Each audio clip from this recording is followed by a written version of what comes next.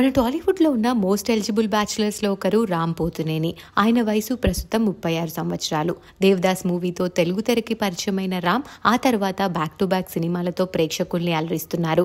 ఈ మధ్య సరైన హిట్ లేకపోయినా డబుల్ స్మార్ట్ తర్వాత కొంత గ్యాప్ తీసుకొని మంచి మూవీతో రాబోతున్నాడు. అయితే రామ్ పెళ్లి గురించి ఇప్పటికే చాలాసార్లు వార్తలు వచ్చాయి. అవేమీ నిజం కాదు అంటూ పలుమార్లు రామ్ క్లారిటీ కూడా ఇచ్చారు.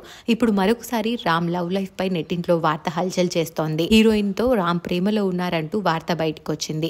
రవితేజ గారు నటించిన మిస్టర్ బచ్చన్ మూవీతో తెలుగు తెరకి ఎంట్రీ ఇచ్చింది భాగ్యశ్రీ.